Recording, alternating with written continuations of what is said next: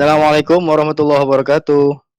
Waalaikumsalam Waalaikumsalam warahmatullahi warahmatullahi wabarakatuh. wabarakatuh. Gimana kabar semuanya anak-anak, sehat ya? Sehat, Pak. Di tengah kondisi seperti ini penting untuk kita ya, jaga kondisi tubuh, jaga imun tubuh, jangan sampai ada teman-teman sekalian sekarang yang di sini kan nggak masuk gara-gara kondisinya itu tidak memungkinkan.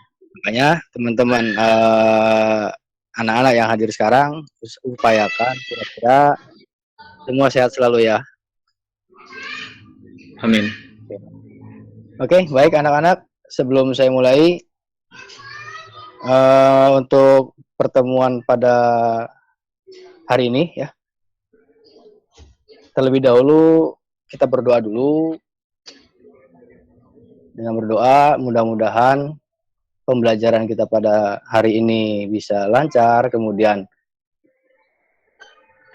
teman-teman kita, teman-teman kalian yang sedang sakit, mudah-mudahan segera diangkat penyakitnya oleh Allah.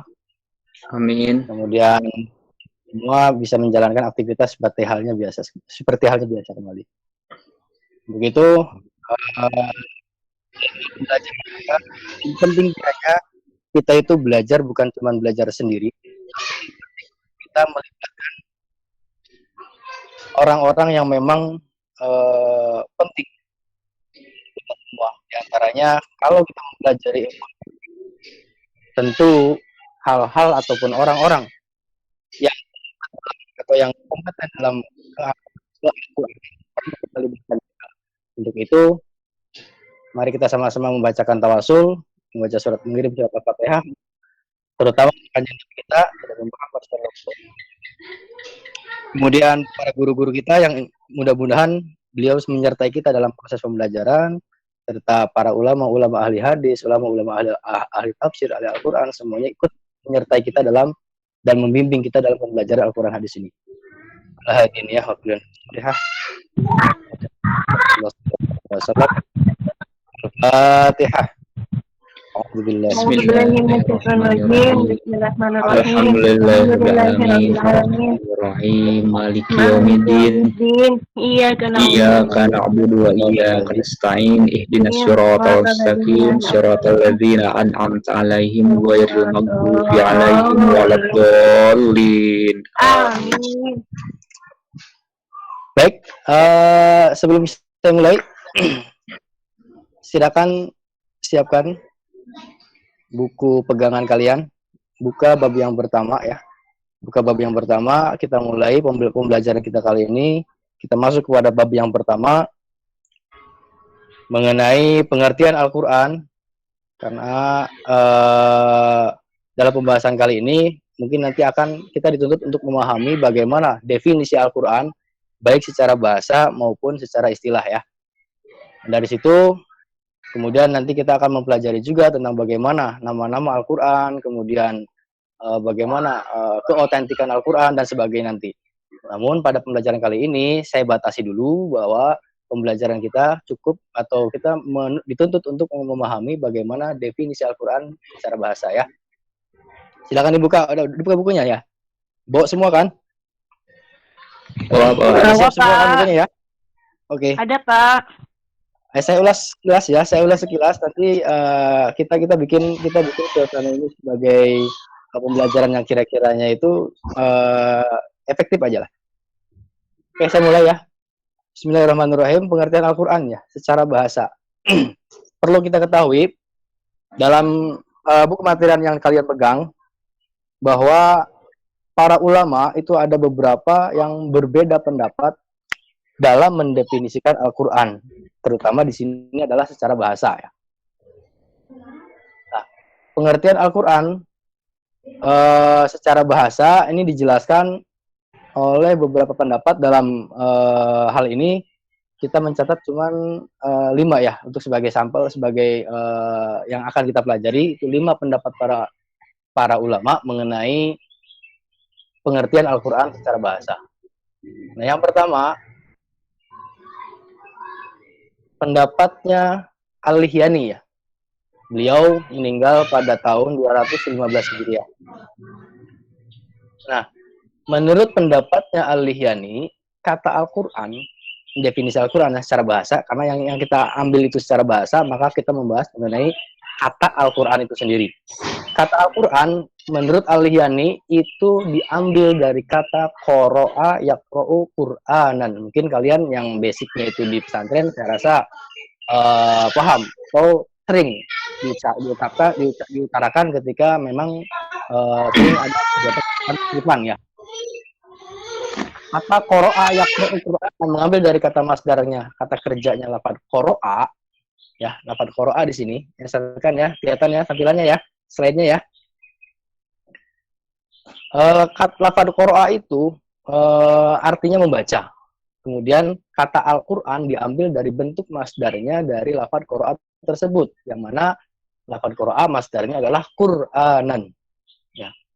Dari tasrif tersebut, lafaz Qur'anan ini dimaknai dengan menggunakan makru'un atau isi maf'ul. Artinya, walaupun bentuknya itu masdar, tapi maknanya itu diartikan sebagaimana lafaz makru'un, artinya yang dibaca. Ya, itu menurut pendapatnya Imam Al-Lihyani, bahwa kata Al-Quran diambil dari lafaz qoro'a yaqro'u Qur'anan. Selanjutnya yang kedua, pendapat dari Imam Al-Asy'ari. Berbeda dengan Imam Al-Lihyani, menurut Al-Asy'ari yang wafat pada tahun 324 Hijriah, kata Quran itu berasal dari lafaz corona. Wah, bukan corona sekarang ya. Bukan corona sekarang. Itu corona sekarang sih itu mah abaikan aja. Yang jelas, menurut pendapatnya Imam Al-Asy'ari, lafaz Al-Quran itu diambil dari kata corona yang artinya itu menggabungkan sesuatu dengan yang lainnya. Nah, kemudian apa sih yang mendasari Imam Al-Asy'ari mengatakan bahwa Al-Quran itu berasal dari lafaz corona? Tidak serta-merta asal, "Woi, corona." Bukan seperti itu ya. Karena beliau menjadikan Al-Quran berasal dari kata corona itu sebagaimana Al-Quran itu dikatakan sebagai kalamullah yang diturunkan kepada Nabi Muhammad SAW, yang ketika itu proses turunnya Al-Quran itu kan berangsur-angsur ya. Proses turunnya Al-Quran itu berangsur-angsur, terdiri dari surat-surat, ayat-ayat ya, huruf-huruf yang beriringan. Nah, dari proses yang berangsur-angsur, ternyata Al-Quran itu kan berbeda dengan kitab-kitab yang lainnya, kayak Injil contoh. Kayak kitab Injil diberikan kepada Nabi Isa. Injil, Nabi Isa, ini kitab untuk sebagai pedoman umat kamu, umatnya Nabi Isa. Begitu juga dengan Nabi Musa. Nih, kitab Taurat untuk umatnya Nabi Musa. Nah, sekarang Al-Quran tidak seperti itu. Al-Quran diturunkan itu menyesuaikan dengan kondisi. Karena ayat Al-Quran itu diwahyukan oleh Allah setahap demi setahap ya. Tidak langsung bleb seperti halnya kitab-kitab yang lainnya. Makanya dari proses yang berangsur-angsur seperti itu mengakibatkan ayat demi ayat, surat demi suratnya berserakan ataupun nggak teratur gitu lah, belum teratur ketika itu. Yang mana setelah proses penyampaian Al-Quran, pewahyuan Al-Quran itu selesai, sampai Nabi Muhammad itu wafat, baru kemudian pada masa para sahabat itu dikumpulkan. Proses pengumpulan yang khawatir kalau tidak dikumpulkan dan tidak disusun, mengakibatkan Al-Quran ini menjadi hilang dengan meninggalnya atau wafatnya para sahabat yang menghafal Al-Quran. Makanya yang bersebaran di mana-mana itu kemudian dikumpulkan, ayat demi ayatnya itu disusun, surat demi suratnya disusun, saling beriringan, satu padu dengan yang lainnya, makanya dan dibentuk dalam sebuah mushaf. Nah, dari proses tersebut, makanya Imam Al-Asy'ari berpendapat bahwa lafaz Al-Quran atau kata Al-Quran diambil dari kata corona. Itu ya. Paham ya kira-kira ya? Itu sesuai berdasarkan pendapat Imam Al-Asy'ari. Sampai di sini. Sebelum saya lanjut ada pertanyaan? Nggak ada ya?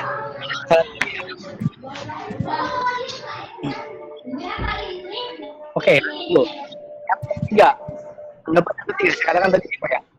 Yang ketiga itu menurut pendapatnya Imam Al-Farra, wafat pada tahun 27 Hijriah. Imam Al-Farra, kata itu berasal dari koroin, berasal dari koroinu, bisa dilihat ya. Lafaz koroinu ini itu merupakan bentuk jamak dari kata korinatun. Artinya adalah indikator. Alasannya mengingat bahwa ayat-ayat Al-Quran satu sama lain kan itu dijabarkan lagi dengan ayat yang lainnya dan seterusnya. Kemudian jadikanlah lafaz Al-Quran tersebut yang saling menggunakan berkaitan, saling hubungan, kemudian saling memberikan petunjuk itu dijadikan sebagai kalamullah yang diturunkan kepada Nabi Muhammad SAW. Makanya Imam Al-Farra melihat dari kondisi seperti itu mengatakan bahwa Al-Quran itu diambil dari kata koroinu. Kemudian yang keempat, menurut pendapatnya Imam Az-Zujaj, dia wafat pada tahun 331 Hijriah. Kata Quran itu beliau ambil dari kata Al-Qur'u. Ya, Al-Qur'u. Kata Al-Qur'u merupakan kalau diikutkan wajan fu'lanun itu menjadi Qur'anun. Nah, selanjutnya kata tersebut digunakan sebagai salah satu nama kitab suci bagi yang diturunkan kepada Kanjeng Nabi Muhammad karena Al-Qur'an terdiri di dasarnya ya. Kenapa Az-Zujaj mengatakan bahwa Al-Qur'an itu diambil dari kata Al-Qur'u? Karena Al-Quran itu terdiri dari sekumpulan surah, ayat, memuat kisah-kisah, perintah, dan larangan, dan mengumpulkan inti sari dari kitab-kitab yang diturunkan sebelumnya. Nah, diwahyukannya Al-Quran, diturunkannya Al-Quran itu sebagai pelengkap atau sebagai penampung atau semua ajaran-ajaran yang terdapat pada kitab-kitab sebelum kitab Al-Quran, baik kitab Taurat, Injil, Zabur, dan sebagainya. Itu ajaran-ajaran dari intisari dari ajaran-ajaran kitab tersebut itu dimasukkan atau dikumpulkan dalam kitab Al-Quran atau dimuat dalam Al-Quran. Artinya Al-Quran itu memuat semua ajaran-ajaran atau intisari dari kitab-kitab yang diturunkan sebelumnya. Nah, dari Al-Quran, keberadaan Al-Quran seperti itu, makanya Imam Az-Zujaj mengatakan Al-Quran diambil dari kata Al-Qur'u yang artinya itu mengumpulkan. Al-Jam'u. Kemudian yang terakhir, yang kelima, ini menurut Imam Asy-Syafi'i yang beliau wafat pada tahun 204 Hijriah. Menurut beliau berbeda dengan 4 pendapat dari para ulama sebelumnya bahwa Al-Quran itu kata Imam Asy-Syafi'i tidak diambil dari kata apapun, bukan berasal dari kalimat manapun. Yang jelas Al-Quran itu adalah menurut Imam Asy-Syafi'i ya, itu adalah isim alam. Isim alam artinya berdiri sendiri, seperti halnya Allah menamakan kitab untuk Nabi Musa itu kitab Taurat. Ya, kitab Taurat tidak diambil dari kata apapun. Kemudian untuk Nabi Daud, kitab Zabur, ya kitab Zabur tidak diambil dari kalimat apapun. Nah, begitu juga dengan Al-Qur'an. Al-Qur'an itu merupakan kalimat isim alam, tidak dibentuk dari kata apapun. Memang nama dari kitab yang diturunkan untuk Kanjeng Nabi Muhammad. Nah, ini beberapa pendapat dari para ulama yang mendefinisikan Al-Quran secara berbeda. Namun pada intinya dari kelima pendapat tersebut semua pada dasarnya sama. Tidak ada yang salah dari 5 pendapat ulama mengenai definisi Al-Quran secara bahasa. Ya, bisa dipahami ya. Ini pendahuluan mengenai bagaimana perbedaan pendapat antara para ulama mengenai definisi Al-Quran. Nah, untuk lebih mempertegas lagi, saya minta nanti masing-masing dari kalian, kelompok yang sudah kita bentuk kemarin ya, sudah dibentuk, dibikin 5 kelompok ya. Nanti masing-masing satu kelompok sesuai dengan nama ulama itu sendiri ya. Kelompok Al-Ihyani, kelompok Al-Asy'ari, kelompok Al-Farra, kelompok Asy-Syafi'i, dan kelompok Az-Zujaj. Nah, itu nanti silakan kalian lebih memperkuat lagi alasan-alasan ataupun dasar-dasar yang diambil oleh masing-masing ulama tersebut. Bisa ya? Silakan nanti itu dikerjakan. Kalau memang waktunya memungkinkan, silakan dibahas. Nanti ada buku siswa yang bisa kalian lihat, buku siswa yang dari Kemenag itu ya, diambil. silakan satu kelompok satu bagikan satu kelompok satu, kemudian cari referensi mengenai penjabaran dari masing-masing imam sesuai dengan kelompoknya masing-masing. Silakan, bisa dimulai. Oke, ya.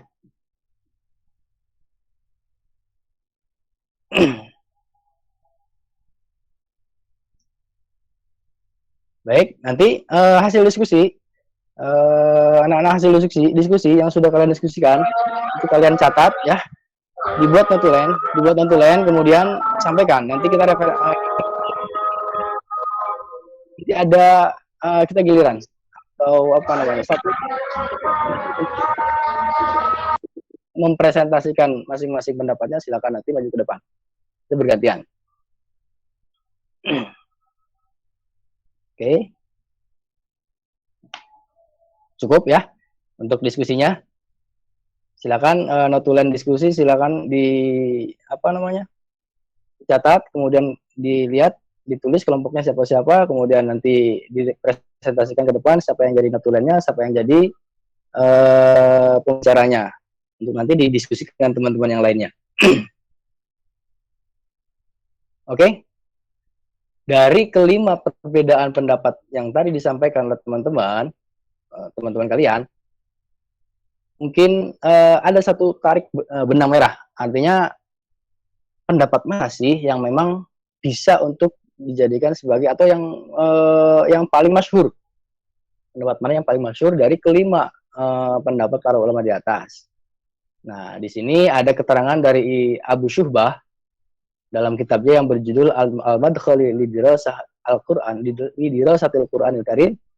Dari kelima pendapat tersebut, pendapat pertamalah yang paling tepat, yakni menurut Imam Al-Lihyani yang menyatakan bahwa kata Al-Qur'an merupakan istiqaq atau bentukan dari kata qara'a yaqra'u Qur'anan. Inilah pendapat Al-Lihyani lah yang dianggap pendapat yang paling masyhur. Makanya ketika ada pernyataan atau pertanyaan kata Al-Quran itu diambil dari kata apa?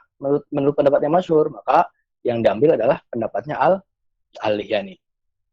Itu diambil dari kata qara'a yaqra'u Qur'anan. Oke, bisa dipahami semuanya?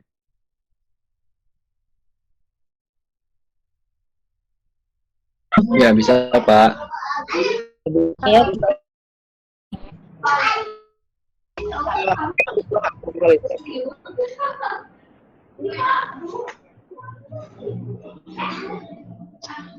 Oke, kalau nggak ada, kita anggap semua paham ya. Maka semua sudah bisa memahami bagaimana perbedaan pendapat, bagaimana persamaan pendapat dari kelima ulama definisikan Al-Quran bahasa ya.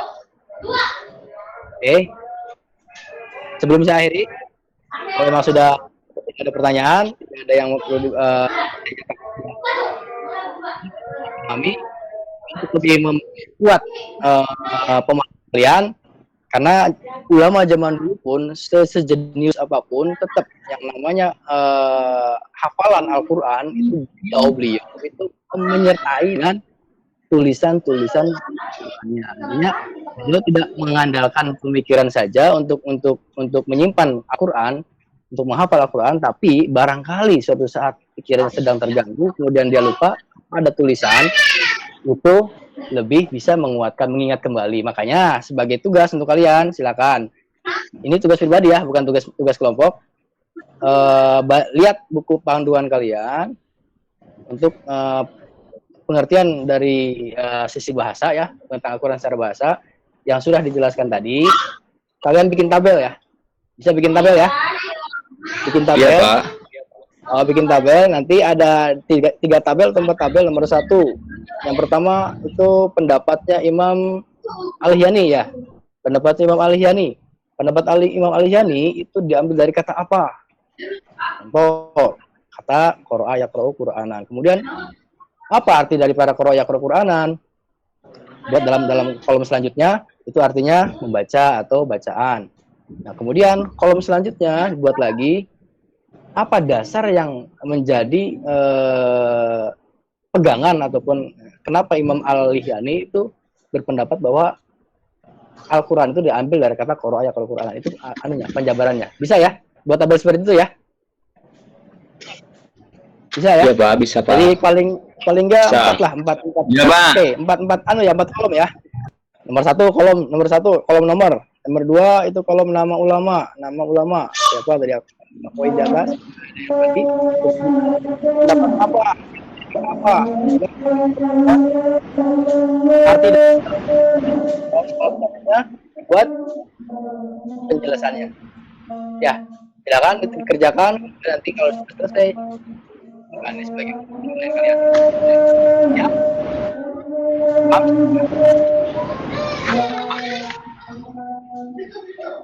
Oke, masih ada waktu pembelajaran kita kali ini? Oke. Ada yang perlu disampaikan lagi? Silakan sebelum saya tutup. Sebelum saya tutup, kemudian sebelum saya simpulkan. Nggak ada? Nggak ada ya? Saya Pak. Oke, kesimpulannya bahwa para ulama mendefinisikan Al-Quran secara bahasa itu ternyata ada beberapa yang berbeda. Ini berdasarkan dari kata Al-Quran itu diambil dari kata apa sih? Itu yang mendasari kenapa para ulama berbeda pendapat. Mengenai apa rincian-rinciannya sudah tadi dibahas, bahwa ada yang mengatakan dari kata qara'a yaqra'u Qur'anan, ada yang mengatakan dari kata corona, itu semua ada sesuai dengan dari mana beliau memandang kata Al-Quran itu sendiri. Tentunya disertai dengan dalil-dalil Al-Quran yang ada di dalam Al-Quran itu sendiri yang mengatakan kata Al-Quran artinya apa. Itu ya kesimpulan yang bisa kita pelajari hari ini. Mudah-mudahan apa yang sudah kita pelajari ini benar-benar kita bisa memahaminya, kemudian bisa menjabarkan ketika ada perbedaan-perbedaan seperti apa ini, seperti ini, maka kita dapat menyelesaikan. Perbedaan ini bukan untuk diperdebatkan, tapi untuk dikaji, kemudian dari sisi mana kebenarannya. Kalau memang pendapat tersebut itu bisa dipertanggungjawabkan, maka pendapat tersebut sudah tidak ada kesalahan sedikit pun. Baik, terima kasih atas waktunya. Mudah-mudahan pembelajaran kali ini kita bisa mendapatkan keberkahan, mendapatkan kecerdasan, terutama Amin. ya, mendapatkan kecerdasan. Amin.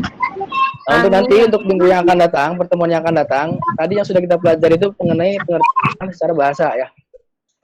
Pertemuan yang akan datang, siapkan baca, kaji mengenai perbedaan pendapat dari para ulama tentang bagaimana definisi Al-Quran secara istilah.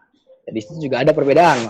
Kalian pelajari, kemudian kelompoknya siap untuk nanti kita minggu depan melanjutkan diskusi ya mengenai pengertian Al-Quran secara istilahnya. Oke, terima kasih anak-anak. Saya cukupkan untuk pertemuan kita kali ini. Mudah-mudahan bermanfaat. Kurang lebihnya saya haturkan mohon maaf. Wallahu a'lam bishawab. Kita tutup ya dengan pembacaan surat Al-Fatihah. Al-Fatihah. Bismillahirrahmanirrahim. Alhamdulillahirabbil alamin arrahmanir rahim maliki yaumiddin iyyaka na'budu wa iyyaka nasta'in ihdinas siratal mustaqim siratal ladzina an'amta 'alaihim ghairil maghdubi 'alaihim waladdallin. Terima kasih.